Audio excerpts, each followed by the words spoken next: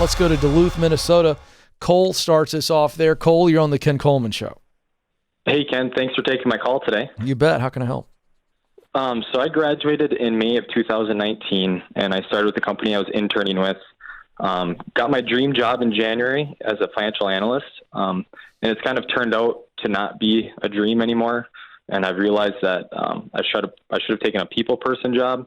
I really connect with people better than what I'm doing now. My question to you is that I've been talking to an insurance agency about working with them, but it's going to be a huge pay cut. And I'm just curious if I should make that jump. Tell me more about the financial analyst job. Give me just big buckets, not every second of your day, but give me the description of what you're doing most days. Describe the work. So we do cash flow analysis on capital project investments. So when we buy a new clinic, so I work in the healthcare sector. So if we buy a new clinic or a new surgery robotic machine, we're doing the cash flow analysis to make sure it's a good investment or not. Mm-hmm. And does that involve being in your computer 7 of the 8 hours? What does it look like? About 8 hours of the day, yep. Mm-hmm. And then what do you do when you get some conclusions? And see, that's another thing that we're not very directed. It's very corporate. So once we send off our spreadsheet, we don't really hear anything back from operations or anyone. So what's in your spreadsheet? Is it action items, steps that need to be taken based on the analysis, or is it just a sheer, here's the numbers? Yep, here's the numbers, kind of revenue, expenses. All right, take me back prior to this gig, when your dream job was to be a financial analyst. What did you envision doing during the day if it was the dream? When it was the dream, describe what the dream day would have looked like. What I thought it was going to be was half doing that project stuff type work and then presenting that to all types of leadership kind of in a boardroom, talking to people, talking to operations, kind of being that person that can translate what we worked on. But it hasn't, I've done maybe one presentation, but it was on a Skype meeting, and usually operations is the one that talks the most. Yeah. So I love it. You're doing great. So what is the driving result? That description right there, that was your dream. I want you to tell me why. Why was that the dream? What was the result of that type of work that you go, man, I love that? Describe the end result that really drove that vision. Making operations or the people in those roles happy, I guess, creating a result that would better suit our organization. And just for fun, give me a one-word description. Don't agonize on this. You can change this 5 minutes later after the call's over. But what's a one word that would describe that? If you were going to say, Ken, this is the role I want to play, describe that word. What is it?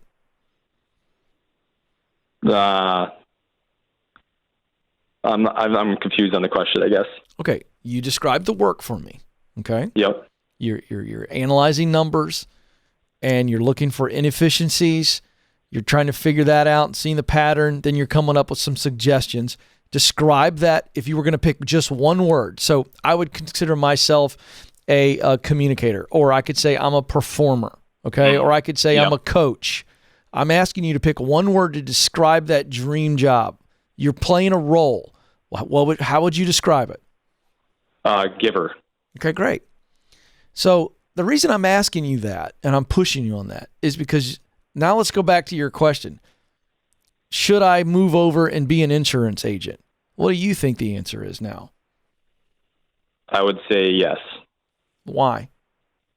Because it's giving people the opportunity to maybe have a better life if anything bad happens to them. Okay. It's interesting that you said that, because I'm actually going to challenge you a little bit. But before I challenge you, I'm going to tell you this. I want you to go talk to an insurance agent that's successful. And I want you to spend time talking with them. Have them describe their day for you. Have them describe all the different functions of the job itself, what they love most, what they like the least.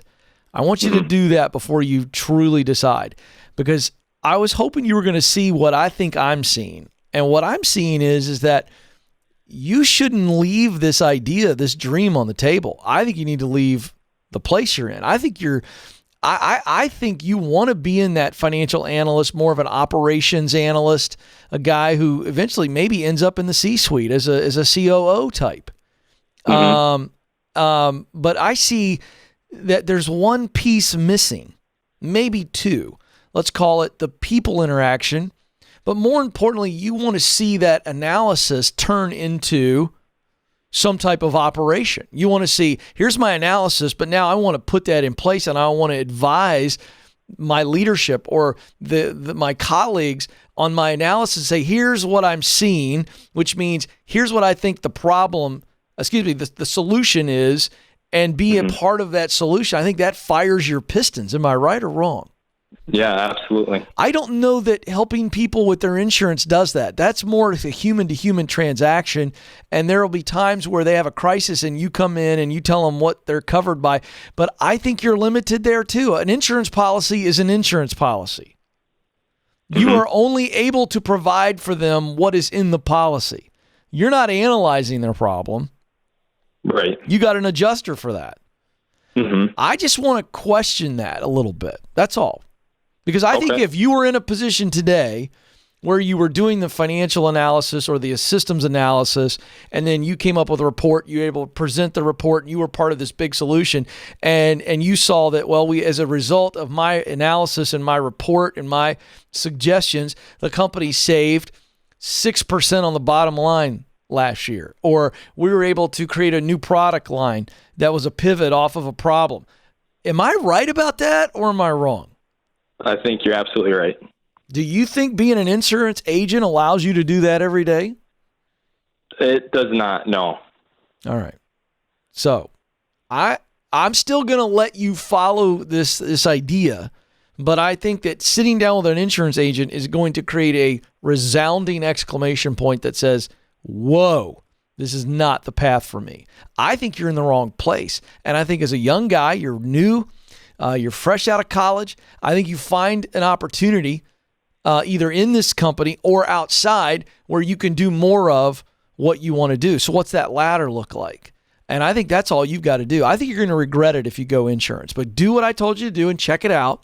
And then if it comes back like I think it's going to, then I want you to then figure out what is the right kind of role in this analyst space. And I think you're going to be a really happy young guy. I really do. I think you're going to be very successful too. But you got to remind yourself your why.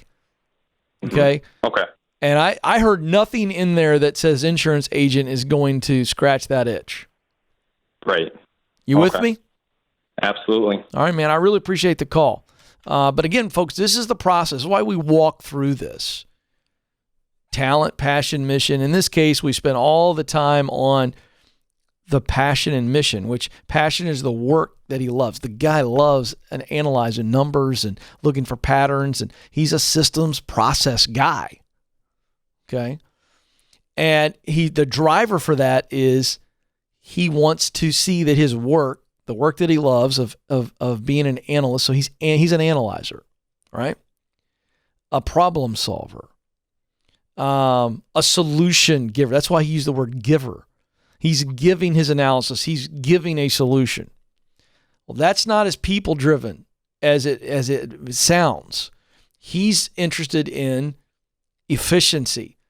That's what he wants to give. He wants to give a solution that leads to efficiency. There's nothing wrong with that. That's just the way he's wired. So you've got to lay that stuff over top of what your head and heart are telling you so that you get clarity. So really good stuff, Cole. Thanks for being honest and letting me push you a little bit there. But again, we want to verify even what I say. I mean, I'm just listening to you folks, and I'm giving you back what I hear. You've got to go clarify and verify. Get more clarity, and then your heart will verify.